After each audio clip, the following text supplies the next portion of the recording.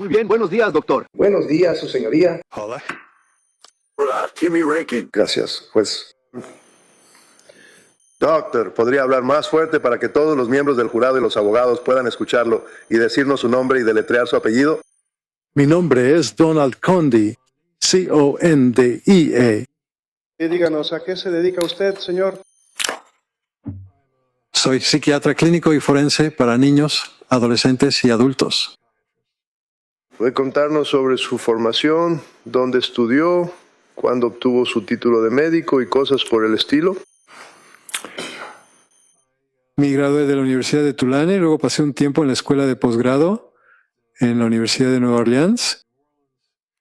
Luego fui a la Facultad de Medicina en la Universidad Estatal de Luisiana en Nueva Orleans.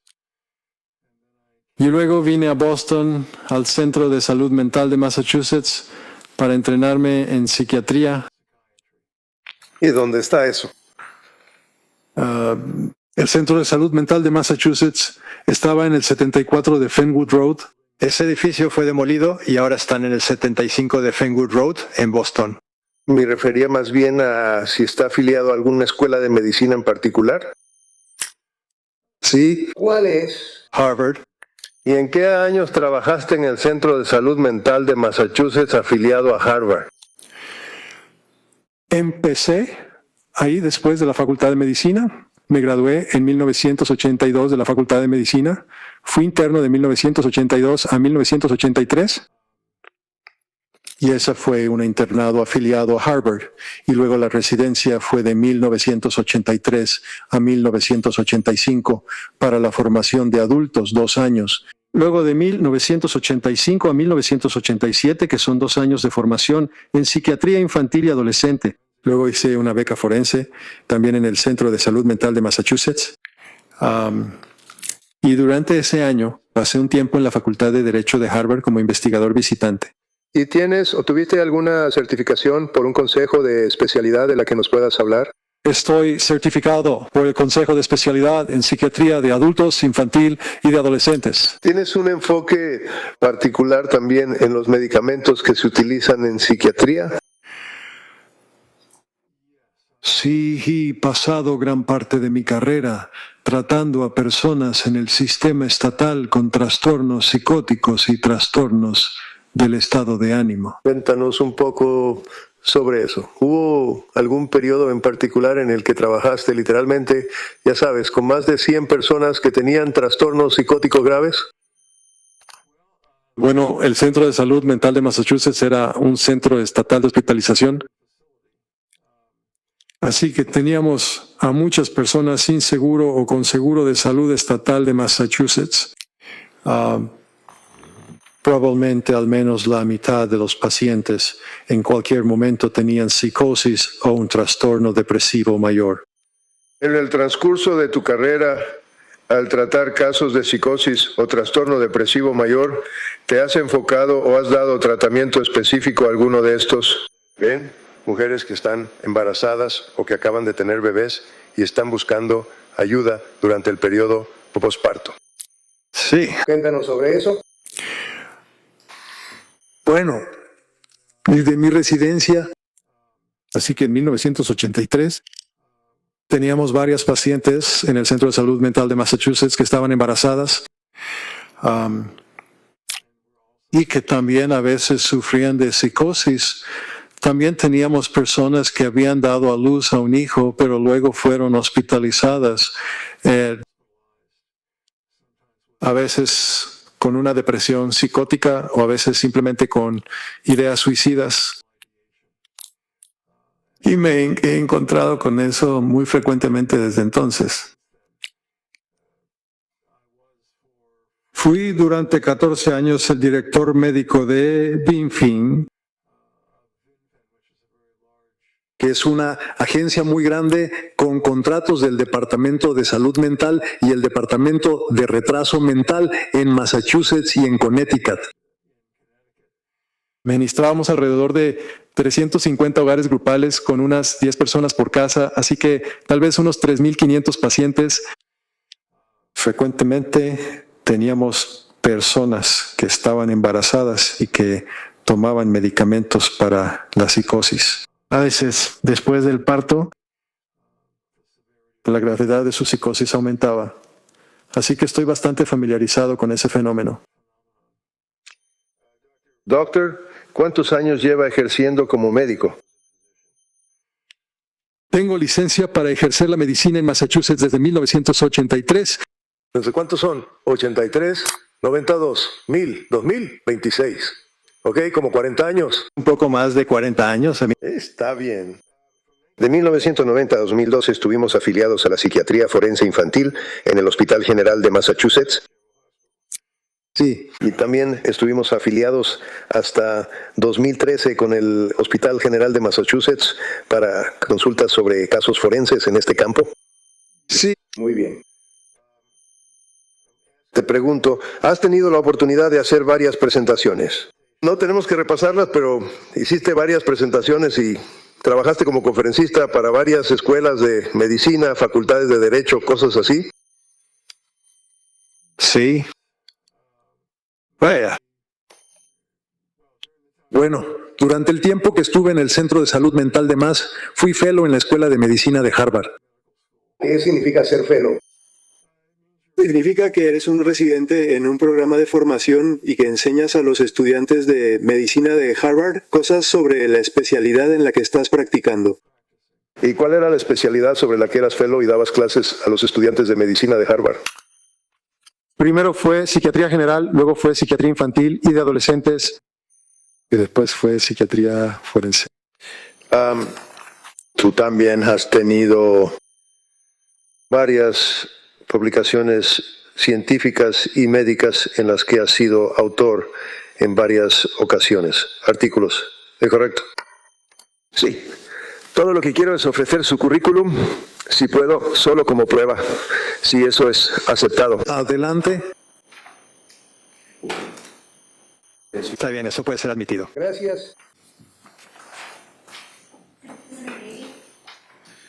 Ahora, doctor, si puede decirme, ¿sabe usted, no necesariamente personalmente, pero sabe de Lindsay Clancy? Sé del caso en general, pero no conozco a nadie personalmente. Ahora, usted nunca la ha conocido, ¿es correcto? Es correcto. Nunca ha hablado con ella, ¿verdad? Nunca lo he hecho. Nunca la he evaluado por lo que se llama responsabilidad penal, es correcto. Es correcto. No lo he hecho. Lo consulté a usted para fines de psicofarmacología y temas similares en este caso, ¿es correcto? Sí. Bien, dicen que hemos tenido varias conversaciones en la noche, fuera de horario, sobre varios medicamentos administrados a mujeres embarazadas o en posparto. ¿Es correcto? Sí. Disculpe. Puede decirle al jurado. Y un resumen, ¿qué documentación, expedientes médicos, reportes policiales y cosas de ese tipo, en este caso, ha tenido oportunidad de revisar? Bueno, he revisado los expedientes de Rebecca Yelada, la enfermera de práctica avanzada. Dr. Jennifer Tufts, la psiquiatra que atendió a la señorita Clancy. Y revisado los registros del Brigham and Women's Hospital. Y los registros de Women and Infants. Y revisado los registros de McLean. Y puede que esté dejando algo fuera. ¿Sabe sobre su historial en cuanto a su empleo como enfermera obstétrica?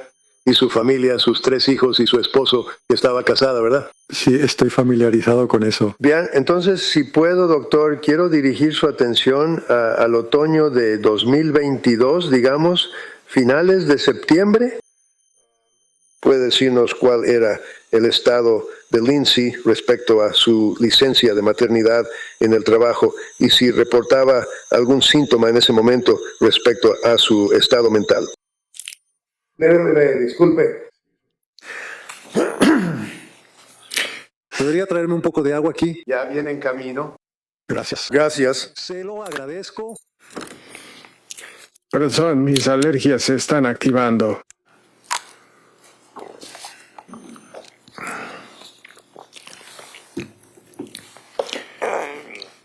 Así que, según mi revisión de los registros, que comenzaría con el doctor Tufts,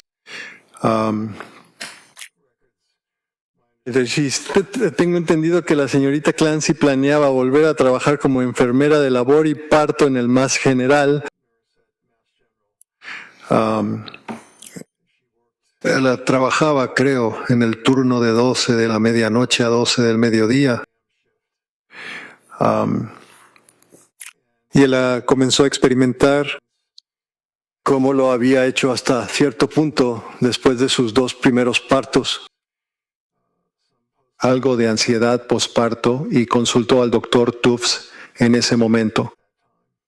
Ahora, después de que tuvo a su tercer hijo, Keyan, ¿estaba ella podría retirar eso? ¿Es justo decir que estaba en tratamiento con el doctor Tufts como su médico tratante? Sí. De acuerdo. Y al revisar tu declaración jurada, creo que en el párrafo 9 determinaste al revisar los expedientes médicos el periodo de tiempo en que Lindsay fue atendida por el doctor Tufts. Sí. ¿Y cuál fue ese periodo? Ella empezó a mediados de septiembre de 2022. Y estoy seguro de que su última cita fue el 23 de enero de 2023. Ahora, ¿tuvo la oportunidad de revisar los registros médicos del doctor Tufts? Sí, lo hice. ¿Puede describirlos para nosotros, por favor? Son algo escasos. Y hay muchas casillas marcadas en los registros, pero no hay mucha oraciones que describan lo que se hizo durante las sesiones. ¿Estaba usted al tanto de que las sesiones que el doctor Tufts llevó a cabo con Lindsay desde finales de septiembre hasta el 23 de enero fueron todas realizadas por computadora de manera virtual? Sí, todas fueron por video. ¿Recuerda los medicamentos que el doctor Tufts le recetó a Lindsay? Creo que el primer medicamento que empezó a tomar fue Zoloft, 25 miligramos. ¿Y qué es eso? Díganos, ¿qué es Zoloft? Zoloft para que una persona lo tenga. ¿Perdón? ¿Qué efecto tiene eso en una persona? Bueno, Zoloft es un inhibidor selectivo de la recaptación de serotonina. Es un tipo de antidepresivo que empezó a usarse alrededor de 1988, creo. Prozac fue el primero, Zoloft fue el segundo. Cuando funciona adecuadamente, combate tanto los síntomas de ansiedad como los síntomas depresivos que las personas puedan tener. También tiene en algunas personas el efecto de causar una sensación de nerviosismo e incrementar la ansiedad. Así que es algo que tiene algunos posibles efectos secundarios, además de los efectos beneficiosos. Y cuando le recetaron los 25 miligramos originales de Zoloft, ¿ella realmente lo tomó o pospuso tomarlo? Según recuerdo de los registros, se lo recetaron, lo recogió, pero no lo tomó durante al menos un par de semanas porque no quería tomar medicamentos. Creo que ella todavía estaba amamantando en ese momento. Hay medicamentos y Zoloft sería uno que probablemente aparecería hasta cierto punto en la leche materna. Está bien. Entonces, porque ella estaba preocupada por eso, lo pospuso, pero finalmente sí tomó el medicamento recetado por el doctor Tufts. ¿Es correcto? Los registros indican que finalmente sí empezó a tomar los 25 miligramos. Indica cuándo empezó a tomarlos después de esa pequeña pausa. Para ser exacto, tendría que revisar los registros, pero creo que fue a finales de septiembre. ¿Y esa dosis se incrementó en algún momento? Se incrementó de 25 miligramos a 50 miligramos. ¿Y qué pasó cuando Lindsay tomó los 50 miligramos de Zoloft recetados por el doctor Tufts? Los registros indican que tuvo una serie de dificultades que surgieron con bastante rapidez, que tuvo insomnio durante, creo que los registros dicen 48 horas, no podía dormir.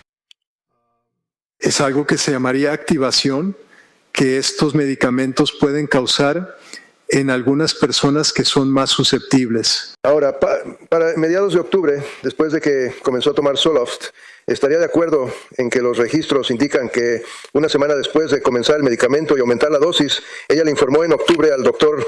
Lo que usted está relatando es que ella sintió. ¿Cómo se lo describió al doctor Tufts? Si pudiera, no quiero poner palabras en su boca. Bueno, ella sentía que habló sobre sentirse entumecida, habló sobre no ser ella misma, habló sobre sentirse peor, no mejor. Los antidepresivos normalmente tardan al menos de 2 a 3 y frecuentemente de 4 a 6 semanas en hacer efecto, pero a veces los efectos secundarios pueden aparecer muy rápido. También indicó ella, revisando su declaración jurada, que lloraba todo el día, que tenía confusión mental, que estaba aterrada de empezar algo nuevo, que la ansiedad había empeorado mucho. Le dijo eso al doctor Tufts en ese momento a finales de octubre. Sí, recuerdo que esas cosas estaban en el expediente. Muy bien, y siguiendo nuevamente con su declaración jurada, ¿hubo algo más?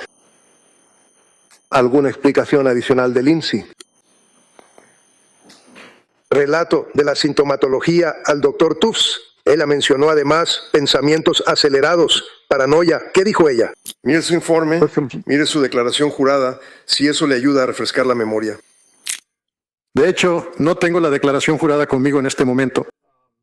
Sí tengo algunos de los registros, pero... Bueno, Permítame acercarme entonces y entregarle su declaración jurada, párrafo 13, y ver si eso le refresca la memoria.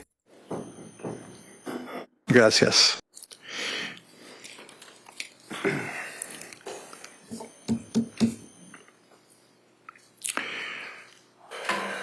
Sí. ¿Qué le dijo a la doctora Tufts? La doctora Tufts informó que la condición psiquiátrica de Lindsay estaba deteriorándose en general. Eso aparece marcado en una casilla en uno de los formularios de sus registros. ¿Qué dijo Lindsay? ¿Cuáles eran sus síntomas en ese momento? Que ella estaba teniendo los pensamientos acelerados y que también estaba sintiéndose, como dije, como si no fuera ella misma. Que su depresión era peor de lo que había sido. Creo que también fue alrededor de esa época cuando el doctor Tufts pensó en probar un medicamento llamado Solrezo. Era Solrezo. Entonces, ¿qué es eso exactamente? ¿Eso se administra por inyección? Sí, Solrezo ya no está en el mercado. No fue un medicamento particularmente exitoso. Requiere una infusión intravenosa continua de 60 horas. ¿En un entorno hospitalario o en un entorno médico? Tiene que ser monitoreado médicamente. No necesariamente tiene que ser en un hospital, pero no son cosas que se puedan hacer fuera de un hospital. Entonces, ella no recibió Solrezo, ¿verdad? No lo hizo. Además, solo el medicamento cuesta $34,000, sin contar el monitoreo. Está bien. ¿Cuál fue lo siguiente que ocurrió con el doctor Tufts y Lindsay Clancy, señor? Si hizo mi declaración jurada cuando dejó de tomar el medicamento, el Zoloft, ahora se sentía mejor, como se sentía antes de tomar el Zoloft. Pero estaba medio ansiosa. ¿Cuál fue el siguiente medicamento? Le dieron Benadryl y tuvo algunas dificultades para dormir. Pero también estaba preocupada esa noche porque su hijo estaba tosiendo y se preocupaba mucho por la salud de los niños. ¿Y preocuparse por sus hijos también sería algo que interrumpiría su sueño? Sí. Bien. ¿Qué otra sintomatología, desde noviembre hasta diciembre, le relató ella al doctor Tufts, según su revisión de los expedientes médicos? Bueno, ella habló sobre cosas como mareos. Sentirse sedada en la mañana cuando se despertaba, si es que lograba dormir algo. Y creo que a veces usaba el término niebla mental. Estos a veces son síntomas que las personas que están experimentando depresión postparto suelen mencionar con frecuencia. Ella siguió quejándose de ansiedad. Bueno, no es de lo que se quejan, es lo que están viviendo, ¿verdad? Es una experiencia muy desagradable, sí. Continuando hasta noviembre, en algún momento ella dejó de ir a TUPS y fue a otro proveedor de salud, ya sea primero a la sala de emergencias y luego a otro proveedor de salud. Sí, ¿Quién fue? ella comenzó el tratamiento con Rebeca Gelada, una enfermera especializada en el programa perinatal de South Shore. Ahora, una de las cosas que era evidente que nosotros, si recuerdas, creo que ella también había sido referida ahí inicialmente por una amiga de la familia. ¿Es correcto? ¿A esa clínica perinatal? Sí, según entiendo por los registros, la suegra de la señorita Clancy era amiga de una enfermera especializada que trabajaba en el programa perinatal. Y creo que de hecho inició el programa perinatal. Sí, y finalmente, o al principio, fue atendida por Julie Paul. ¿Es correcto? Sí. Recuerda haber revisado los expedientes médicos y que el 27 de noviembre de 2022 la enfermera especializada Julie Paul informó que Lindsay declaró que estaba disociada, que no estaba en contacto con la realidad. ¿Recuerda eso? Sí, Y eso forma parte de la sintomatología, estar disociado y no estar en contacto con la realidad. ¿Es un síntoma de psicosis? sí, ciertamente puede serlo. La disociación puede significar que las personas sienten que las cosas a su alrededor no son reales. Correcto. Y esa es una sensación bastante seria, ¿verdad? Lo es. Y eso es bastante común, desafortunadamente, con mujeres que tienen psicosis posparto, ¿verdad? Ciertamente puede ser, sí. ¿Y cuáles son los otros síntomas de la psicosis posparto, señor? Bueno, la psicosis en general simplemente significa una falta de comprensión de lo que es real en comparación con lo que no lo es. Es que una persona con psicosis puede tener delirios que son creencias falsas y fijas. Podrían creer que, por ejemplo, Dios les ha dicho que hagan algo. También pueden tener alucinaciones en ocasiones. ¿Qué tipo de alucinaciones? La mayoría de las personas tienen alucinaciones auditivas, no alucinaciones visuales. Eso es correcto. Lo auditivo es oír, ¿verdad? Sí, ¿De acuerdo? ¿A diferencia de qué? a diferencia de las alucinaciones visuales. Visuales. Y al revisar los expedientes médicos, vio que de hecho Lindsay tenía alucinaciones auditivas, no visuales, sino que oía voces. En ocasiones, él le informó que había escuchado una voz, ¿sí? Recuerda que con el paso del tiempo, en diciembre, vio en los registros médicos que ella relataba que se sentía pesada. Que no podía levantarse de la cama, que no podía bañarse, que no podía reaccionar, no podía amar, no podía sentir. ¿Recuerda algo de eso al revisar los registros médicos? Sí, todas esas son frases que recuerdo de los registros médicos. Todas venían de ella, ¿verdad? Sí. Tomamos en cuenta a los médicos. Sí, Eso sería el doctor Tuz y luego el doctor Gelada, ¿es correcto? Enfermera Gelata. Gelada. Enfermera especializada, Gelada. Gelada. Recuerda, señor, que la enfermera especialista Gelada le recetó medicamentos adicionales a Lindsay durante ese periodo de tiempo, de noviembre a diciembre. sí. Díganos cuáles eran. Tendría que revisar para estar seguro, pero creo que ella continuó con el Benadryl en ocasiones. Y hubo algo de conversación sobre el uso de Bucevar, pero creo que eso fue el doctor Tuz. ¿Sobre qué? ¿Perdón? Lo dije, lo siento. ¿Cuál fue la palabra que acabas de usar? Lo siento, Bucevar, que es el nombre de marca de Bucevarona, que es un medicamento contra la ansiedad. ¿Qué tal Remeron? ¿Alguna vez hubo una receta para Remeron? Pero es un tipo diferente de antidepresivo que ayuda a las personas a dormir un poco y a veces también mejora su apetito. Sí, ese fue otro. La respuesta es sí. ¿Le recetaron Remeron? Sí, así fue. ¿Y ese es un antidepresivo?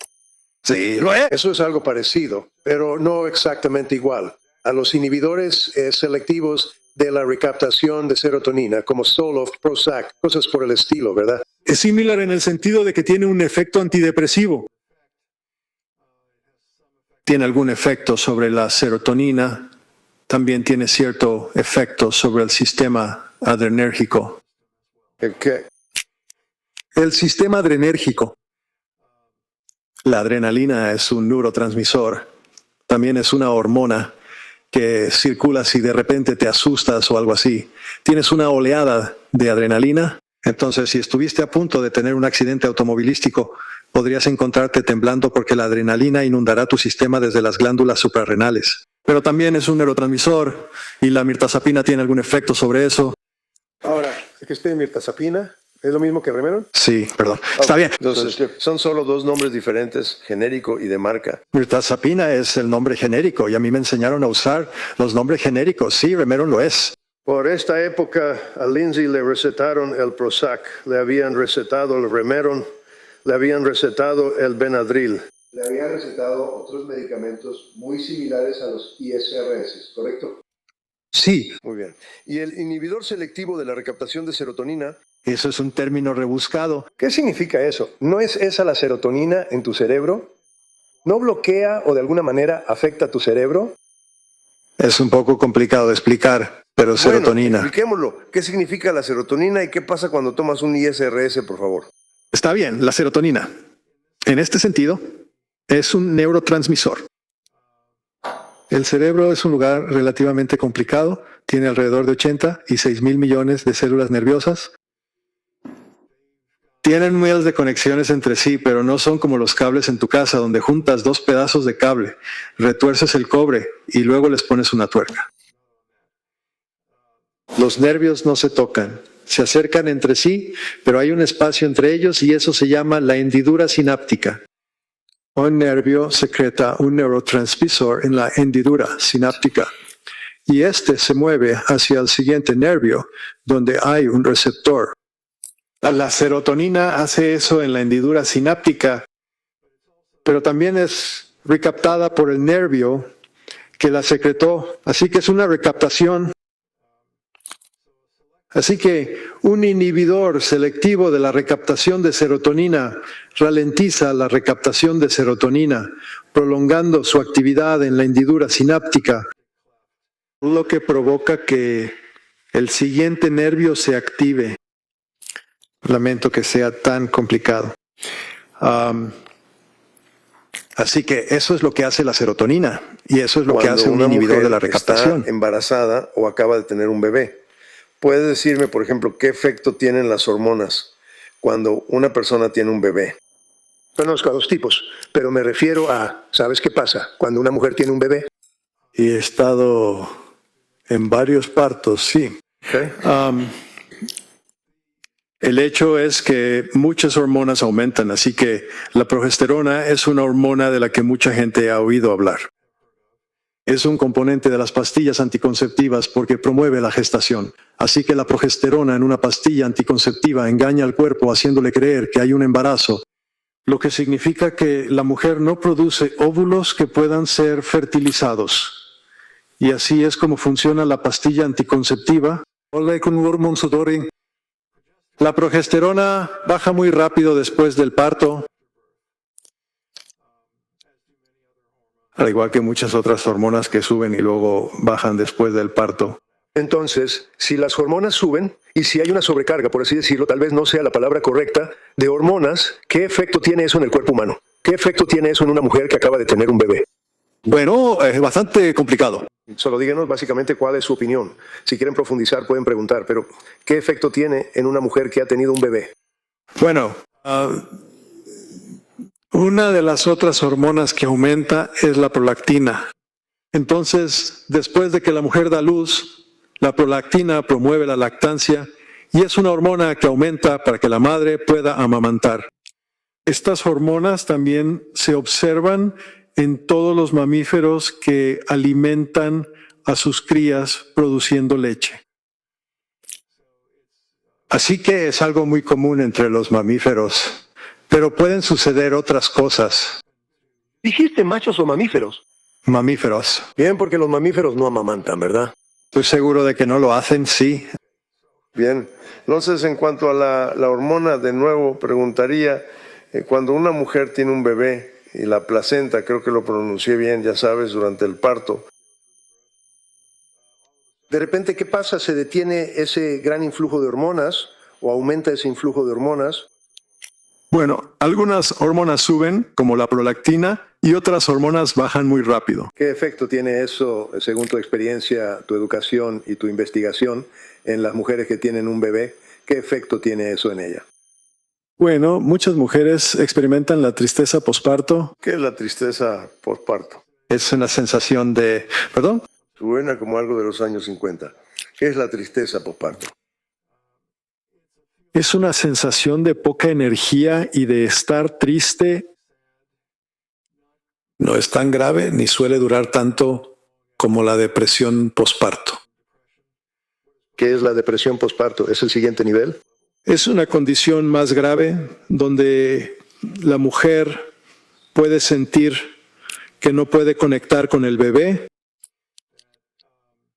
que se siente aislada, no tiene energía, también puede tener insomnio. Entonces, por ejemplo, si una mujer no puede dormir, siente como si estuviera perdiendo el contacto o la conexión con su bebé, se estresa por no tener ese contacto con su bebé, siente que no puede expresar emociones, ni sentir amor, ni ninguna emoción, y no puede relacionarse con las personas, además de que está fuera de la realidad. ¿Son esos un estado disociativo? ¿Son esos, En tu opinión, son síntomas de depresión postparto o pueden llevar a una psicosis postparto? Sí, lo son. el Lindsay tenía esos síntomas, ¿verdad? Él le reportó todos esos síntomas, sí. Doctor, cuando un doctor como tú está reuniéndose con una persona y marcando las casillas, ¿puede ese doctor hacerle un análisis de sangre al paciente? Por supuesto. Es importante, en su opinión, que un doctor le haga un análisis de sangre a un paciente, especialmente a una mujer que acude a él por ayuda con estos síntomas. Sí. Todos sabemos qué son los análisis de sangre, pero dígame, o sea, ¿es una prueba sencilla? ¿Es una prueba complicada? Es bastante sencillo que te saquen sangre y hay muchas pruebas que son relevantes, particularmente después de que una mujer ha dado a luz. ¿Por qué? Bueno, algunas mujeres se vuelven anémicas. Depende de cuánta sangre se haya perdido durante el parto, pero normalmente siempre hay algo de pérdida de sangre. Así que revisar los niveles de hemoglobina es importante.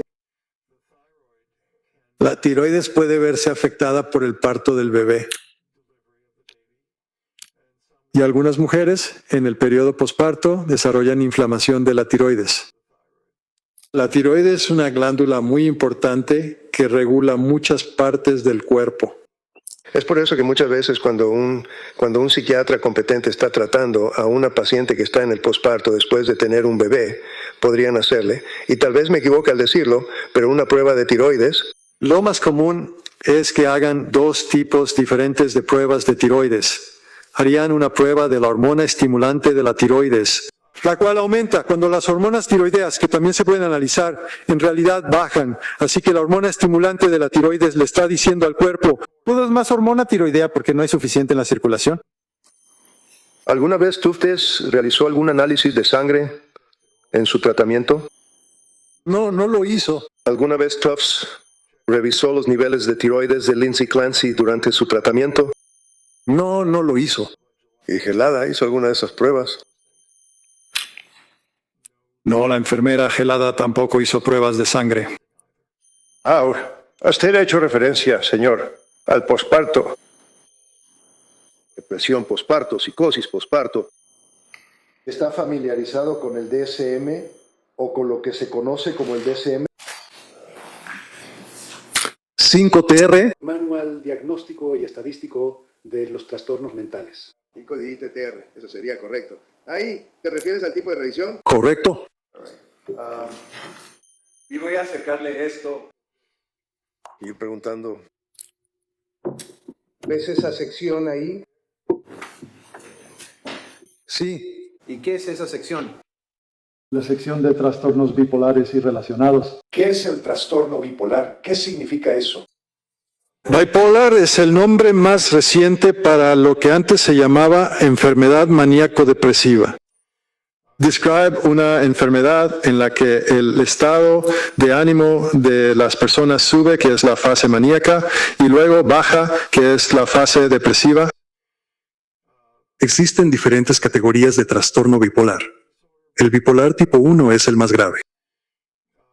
El trastorno bipolar tipo 2 también tiene fluctuaciones de ánimo similares, pero en ambos casos de trastorno bipolar, la mayoría de las personas pasan más tiempo deprimida que en estado maníaco.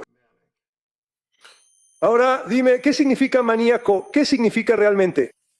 Por lo general se sienten eufóricos, algo que no tienen. Están animados. Estás realmente animado. Bien, eres extremadamente optimista. Podrías gastar mucho dinero de manera imprudente, pero no te preocuparías por eso porque, por supuesto, vas a ganar la lotería.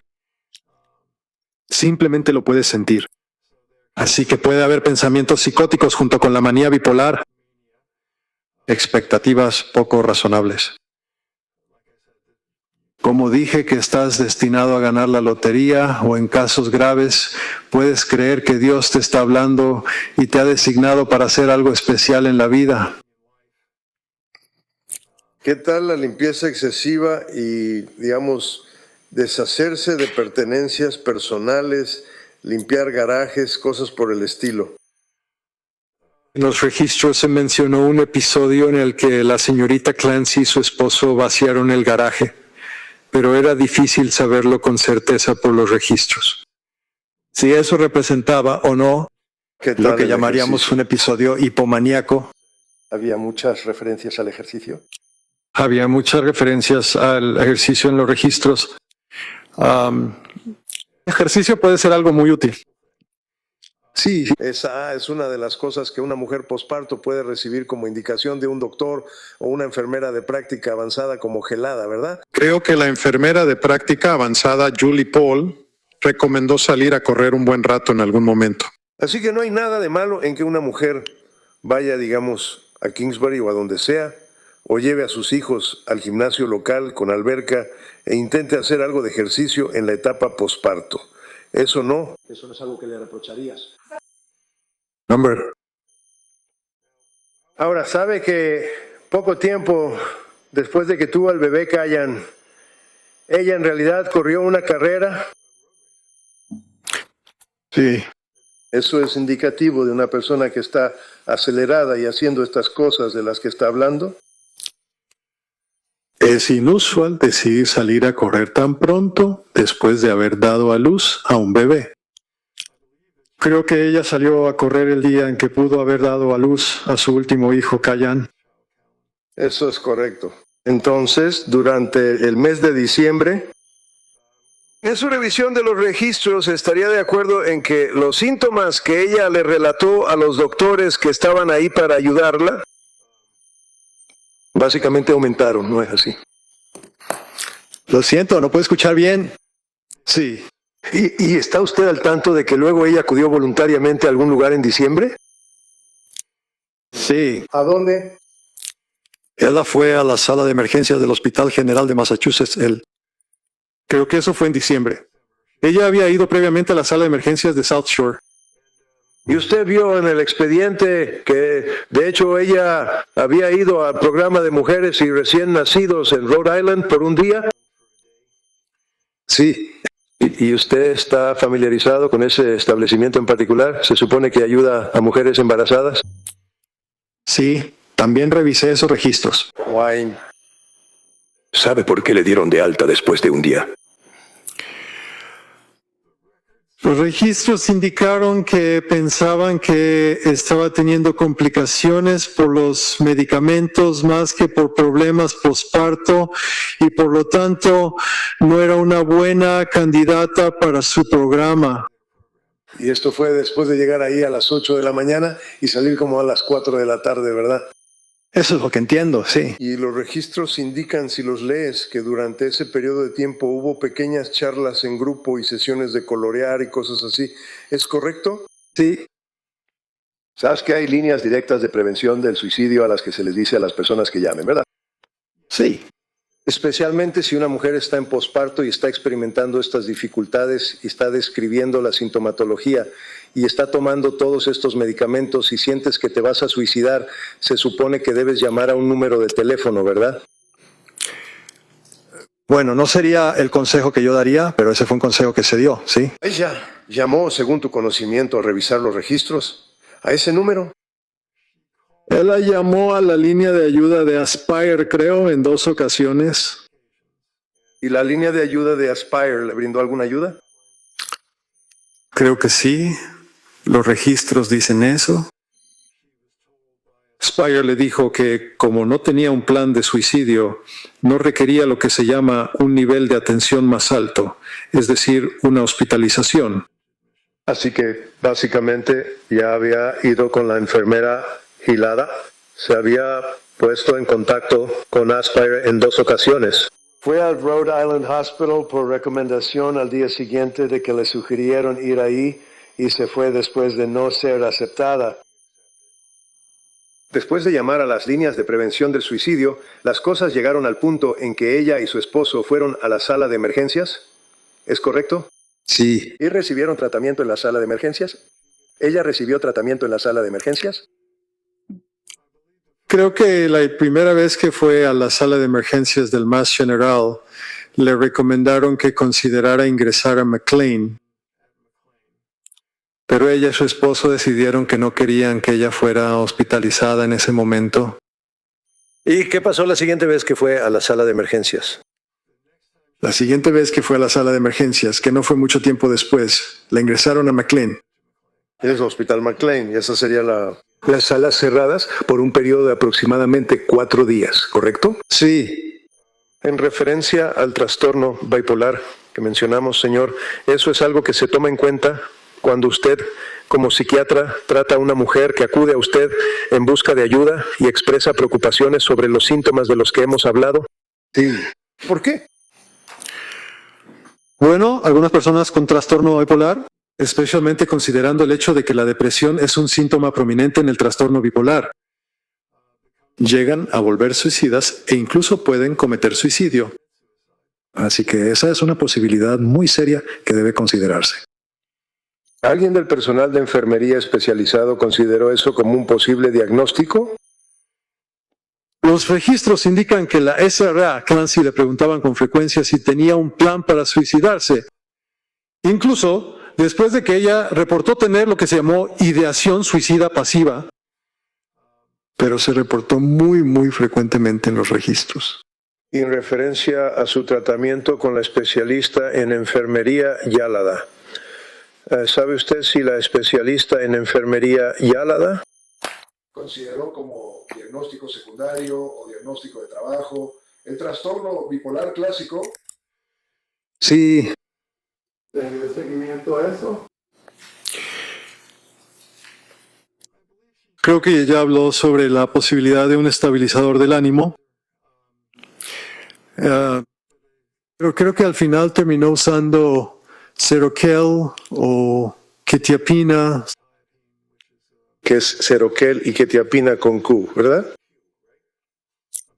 Perdón, Seroquel y quetiapina con Q, sí. Usando las 2 palabras de nuevo. Solo quiero asegurarme de que quede claro. Seroquel es el nombre de marca, quetiapina es el nombre genérico. Muy bien. Y ella, refiriéndome a Lindsay, hasta donde usted sabe, en los registros médicos de estos proveedores, ¿se quejó del efecto que Seroquel tuvo en ella? Sí. ¿Y qué dijo ella? ¿Cuáles eran los síntomas o qué sentía? Bueno, a menudo se sentía como oída, como si no fuera ella, como si no fuera la de siempre. Ella sentía, y es algo que se reporta bastante comúnmente, que se sentía como si tuviera resaca en la mañana por estas medicinas. Ese medicamento en particular sí hace que la gente se sienta algo somnolienta. Creo que las dosis iniciales se describieron como una dosis para dormir. que es una dosis muy baja del medicamento, que de hecho ayuda a dormir hasta cierto punto. El Seroquel finalmente se aumentó a 400 miligramos al día, a 200 miligramos al día, ¿recuerda eso? Sí, empezó con 25 y Se aumentó bastante, ¿verdad? sí, 400 es mucho más que 25. Y ella se estaba quejando del efecto del Seroquel, es correcto. Sí, lo estaba. Y ella se estaba quejando del hecho de que no podía dormir. Todos esos síntomas que mencionamos continuaron durante el mes de diciembre después de estar en McLean. Ella fue allí para el periodo de Año Nuevo. Sé que ya casi llego. Ella fue a McLean para recibir tratamiento y aún así se quejaba de estos síntomas. ¿Es correcto? Sí. Los síntomas alguna vez desaparecieron por sí solos para Lindsay en enero, si lo sabe. Hubo momentos en que parecía estar un poco menos angustiada, pero los síntomas nunca se resolvieron por completo. ¿Y sabía que fue a ver a la doctora Jennifer Tufts el 9 de enero y que le recetaron diazepam? Sí. Y luego, el día 12, la doctora Tufts le recetó trazodona, 150 miligramos. Sí. 16 de enero, 2 miligramos de diazepam por el doctor Tufts. 16 de enero, el mismo día, 10 miligramos de amitriptilina por el doctor Tufts. Sí.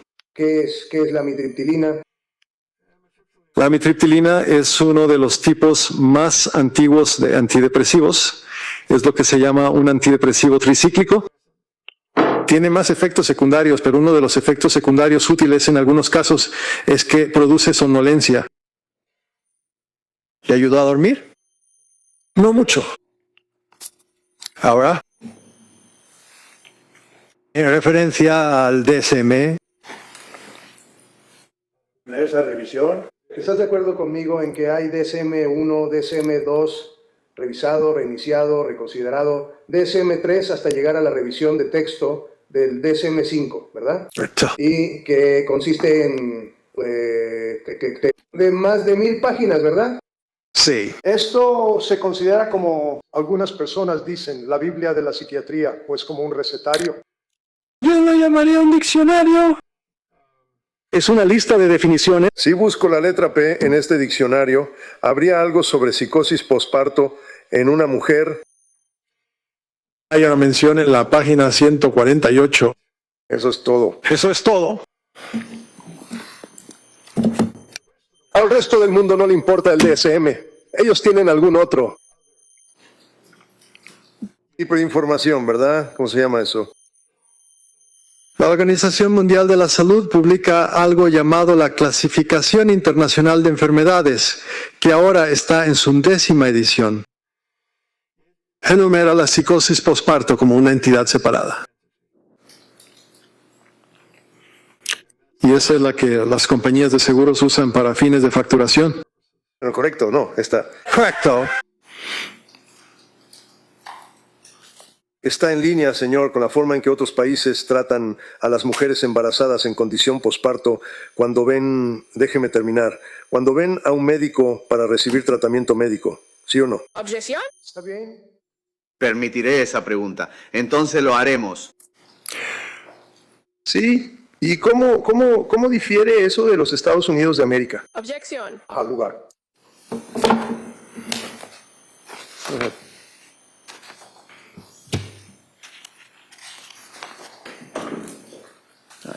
¿Cómo?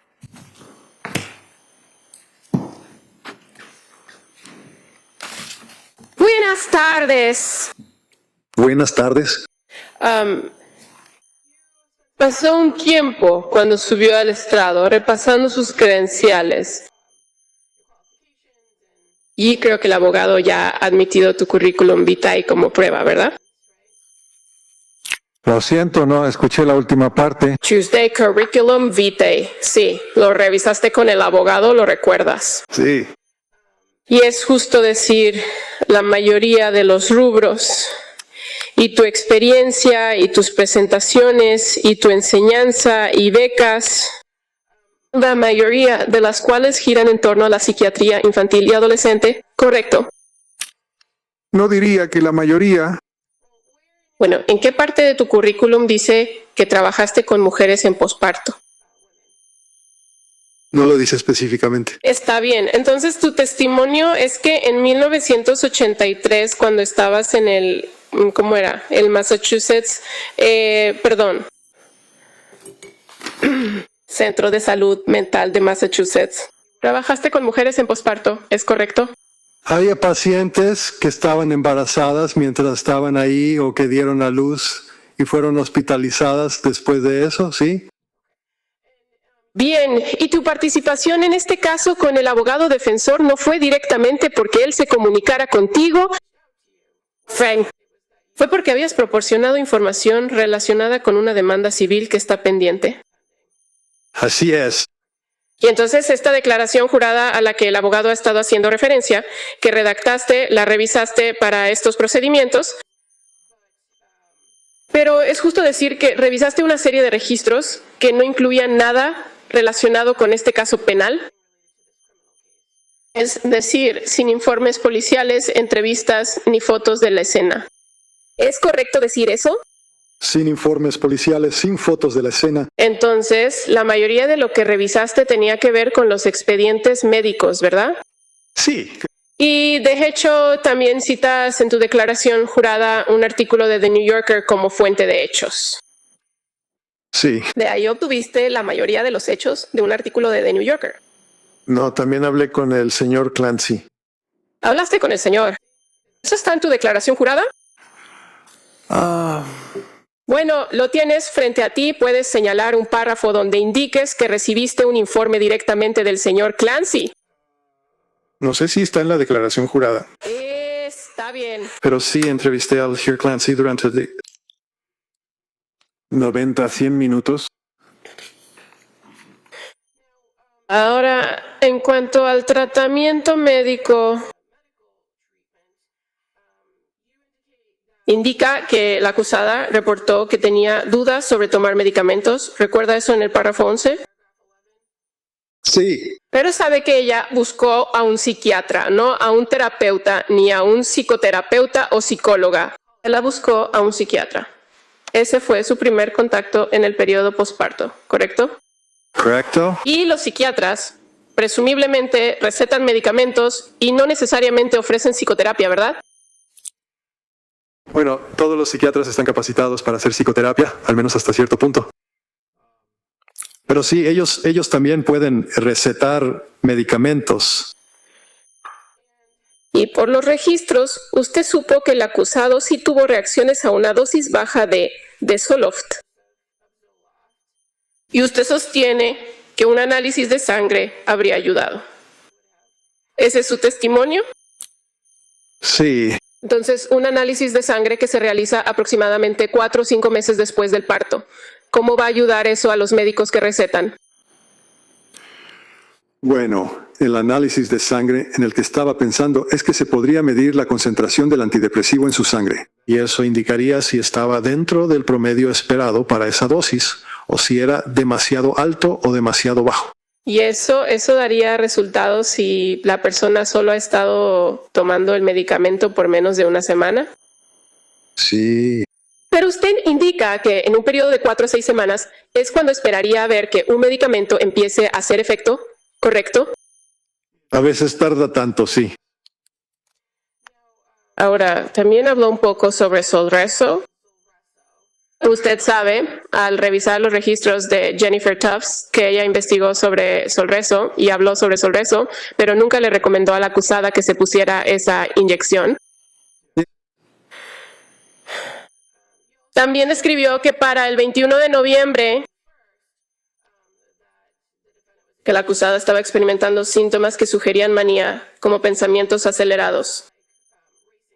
Pero de hecho, el criterio no son solo los pensamientos acelerados, son pensamientos acelerados, habla apresurada, ¿correcto?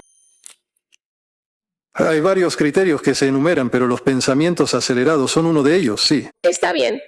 Fuller también menciona o identifica en su declaración jurada insomnio extremo, pero para la manía no es solo insomnio, es que hay insomnio con una disminución en la necesidad de dormir, ¿correcto?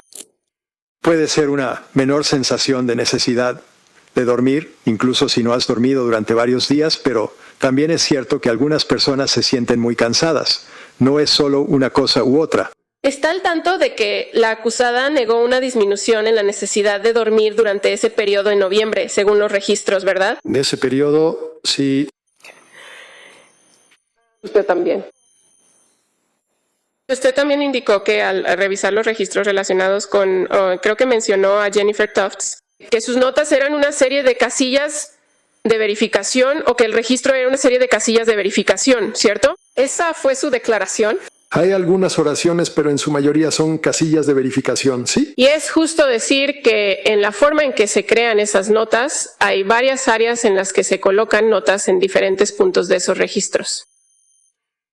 Hay notas en ciertos lugares, sí. Y esas notas reflejan las declaraciones que la acusada hacía sobre su estado de ánimo, cómo se sentía y sus síntomas, ¿correcto? Sí. Todas esas son cosas importantes que un psiquiatra tratante debe considerar cuando está evaluando la presentación general de un paciente. ¿Es justo decir eso? Sí, es justo decirlo.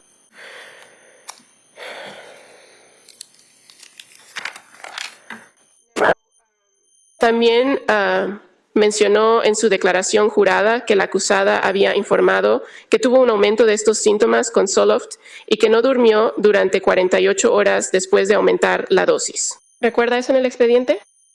Sí, de 25 a 50. Y usted no revisó ningún informe policial para identificar que solo faltaban 7 pastillas de ese frasco de sertralina, ¿verdad? No revisé ningún informe policial, ¿no? Entonces, si una persona toma 7 pastillas durante una semana, 25 miligramos, ¿cómo aumenta la dosis sin que falten más pastillas del frasco? Bueno, creo que si tomaste de 3 o 4 pastillas durante unos días de 25, entonces todavía tendrías suficientes pastillas para tomar 2 de 25 y aumentar la dosis a 50. Correcto. Pero si una receta dice que se surtieron 30 y solo faltan 7 del frasco de pastillas cuando se encuentra meses después, entonces si has tomado 7 pastillas, has tomado una pastilla cada día, ¿correcto?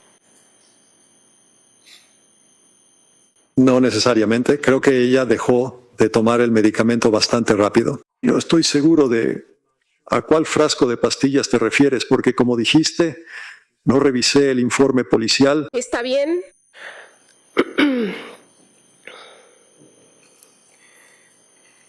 Ahora, está al tanto de que el 15 de diciembre la acusada y su esposo informaron que ella estaba teniendo pensamientos intrusivos persistentes ese día, ¿correcto? Sí. Y que ese fue el día en que ella se presentó por primera vez en el Hospital General de Massachusetts. Sí. Y sabes que el Hospital General de Massachusetts está directamente afiliado con el Hospital McLean, ¿verdad? Están afiliados, sí. Y que le recomendaron ir al programa de hospitalización y ella decidió no ir. Sí.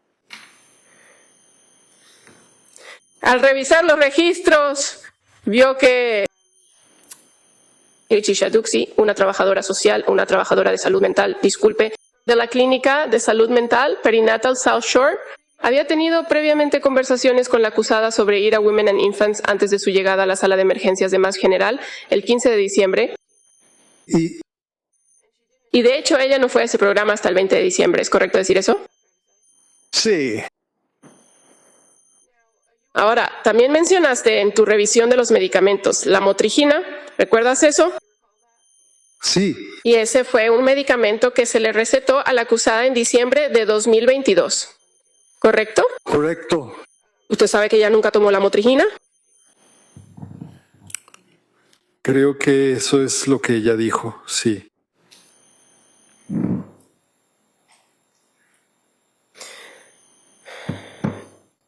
Ahora también le preguntaron o habló sobre Seroquel. Entonces, ¿usted está familiarizada con las recetas o lo que se recetó de Seroquel durante el periodo de tiempo desde el 30 de noviembre hasta principios de diciembre, correcto? Tú has revisado eso. Y creo que testificaste en el interrogatorio directo que la dosis inicial fue una dosis baja, 25 miligramos. Correcto. Y sabes que esa es una dosis bastante común, una dosis baja que se receta para tratar algunos problemas de sueño. Sí, lo es. Y sabes que para las personas con sospecha de trastorno bipolar o con trastorno bipolar, las dosis recetadas generalmente son mucho más altos que 25 miligramos, ¿verdad? Sí, lo serían. Podrían variar desde 100 miligramos hasta... Bueno, ¿cuál es el rango si lo sabes? Llegaría hasta 800 miligramos.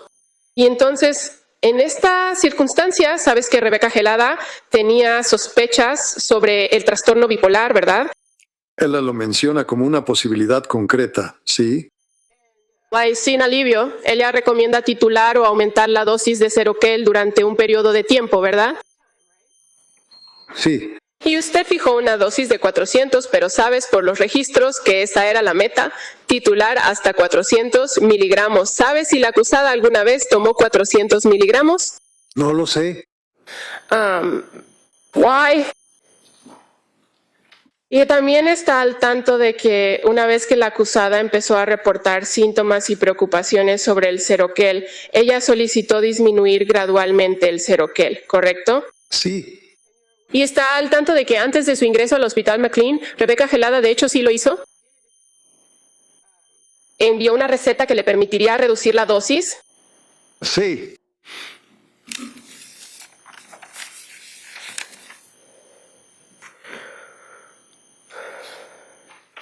Y cuando la acusada fue ingresada en el Hospital McLean, el 1 de enero ya estaba en un plan de reducción, lo que significa que había vuelto. Bajó aproximadamente 100 miligramos por noche.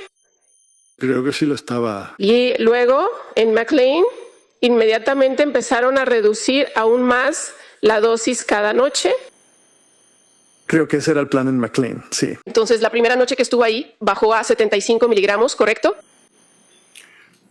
Creo que eso es correcto, sí. Y luego, para cuando fue dada de alta, ya estaba en 0.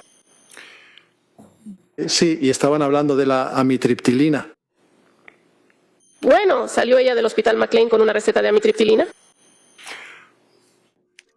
No lo sé. Si salió con una receta, pero en los registros se mencionó que recomendaron eso.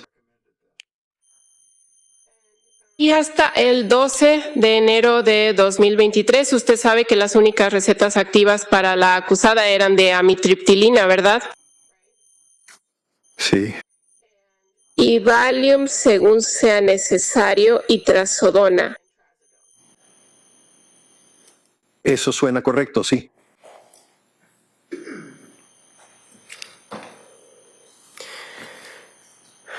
Entonces, a lo largo de su revisión de los expedientes y de todos los diferentes medicamentos que ella tomó desde octubre hasta enero, ella no estaba tomando todos los medicamentos al mismo tiempo, ¿correcto? No, al mismo tiempo. Y se puede decir que ella solo estaba tomando quizás 3 medicamentos al mismo tiempo.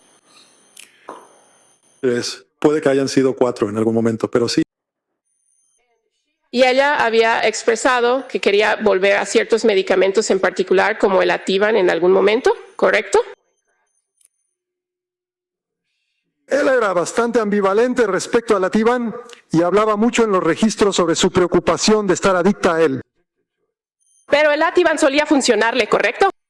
Le hacía sentir menos ansiosa, sí. Y de hecho, ella les describió eso a los proveedores en ciertos momentos, que cuando tenía pensamientos intrusivos o una mala experiencia, tomaba el Ativan y los pensamientos desaparecían. ¿No es así? No estoy seguro de que ella haya dicho que los pensamientos intrusivos desaparecían, pero sí se sentía menos ansiosa cuando lo tomaba. Y en cuanto a sus conversaciones sobre alucinaciones y alucinaciones auditivas, usted indicó que en algún momento o en algunos momentos, creo que fue su testimonio, la acusada sí escuchaba una voz.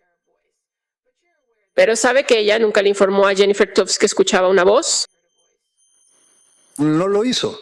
Ella nunca le informó a Rebeca Gelada que escuchaba una voz, ¿verdad? No lo hizo. Ella nunca le informó a Leticia Dux que escuchaba una voz. No, ¿lo hizo? Y la única vez que ella ha dicho que escuchó esa voz fue el 24 de enero de 2023. ¿Es correcto decir eso? Correcto. Gracias. No tengo más preguntas. Entonces, cuando el fiscal le pregunta si Lindsay, después de todos los síntomas que ya hemos repasado, le dijo a Rebeca Gelada que escuchó una voz, le dijo a la doctora Tufts que escuchó una voz y negó que escuchó una voz. ¿Estaría de acuerdo en que hay razones por las que una mujer no le diría al doctor o minimizaría sus síntomas por miedo? Sí. ¿Qué tipo de miedo? ¿Miedo a qué? Bueno, en los registros se indica que la SRA, Clancy, reportó que le preocupaba que le quitaran a sus hijos. Quizá por el Departamento de Niños y Familias sí reportaba síntomas muy graves. La otra cosa es que, como profesional de la salud, Las juntas de registro a veces tienen una opinión negativa de las personas que han estado en tratamiento por ciertas enfermedades psiquiátricas. así que tal vez ella estaba preocupada por su licencia de enfermería, pero eso es especulación. Entonces, ¿hay otras razones por las que una persona podría estar preocupada por decirles a los proveedores de salud que están obligados a reportar, que están escuchando voces, correcto? Sí, ¿Estaría de acuerdo conmigo en que no tienes que ver al proverbial unicornio en la esquina para que tu proveedor de salud considere que está sufriendo de psicosis? sí, eso es cierto. Guay puede decirnos, el abogado estaba preguntando sobre la sintomatología, la psicosis. ¿Eso es algo que simplemente persiste día tras día, semana tras semana, mes tras mes? ¿O es algo que aparece de la nada muy rápidamente? No, en general. Puede ser bastante episódico. ¿Qué significa eso? Significa que un episodio puede empezar y detenerse, y luego pasa un intervalo de tiempo. Pueden ser días, semanas o meses. Y después ocurre otro episodio. El abogado le preguntó sobre el trastorno bipolar, las sospechas de trastorno bipolar del doctor Gelada, y luego habló sobre los medicamentos que le recetaron. ¿Es, en su opinión, apropiado recetar un inhibidor selectivo de la recaptación de serotonina a una persona que es bipolar? En general, no. Se consideraría algo que debe hacerse con precaución y normalmente se inicia junto con un estabilizador del ánimo para evitar la posibilidad de empeorar los síntomas maníacos. Gracias, señor. Ok, soy yo. Entonces, solo para aclarar, usted no entrevistó al acusado, ¿verdad? No lo hice, entonces... No sabe de qué estaba preocupada ella. Está especulando. Sí. Y para una persona que está suplicando ayuda, ¿no sería importante ser honesta con sus profesionales de la salud sobre lo que está sintiendo, viendo y escuchando? Debería ser así, pero eso no es siempre lo que encuentran los doctores. Nada más. ¿Algo más? Está bien, está bien. Gracias, doctor. Permítame retirarme. Gracias.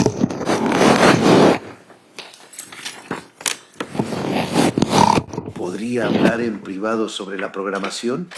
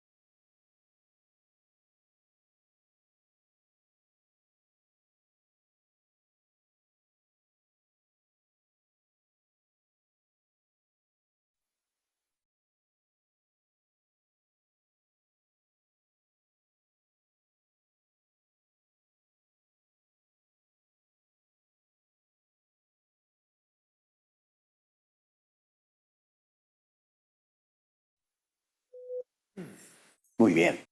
Entonces, miembros del jurado, lo que vamos a hacer es que vamos a tomar un receso en este momento hasta las 2 en punto. Muy bien. Y gran parte del próximo receso, más largo, será para tratar de resolver el problema tecnológico que tuvimos.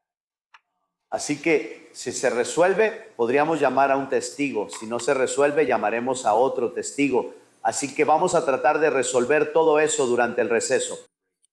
Así que, dadas mis habilidades con la tecnología, probablemente por eso necesitamos un poco más de 1 hora. Así que estaremos en receso hasta las 2 en punto. Regresaremos para el siguiente testigo. Gracias. Gracias. Todo de pie, por favor, su señoría. Gracias.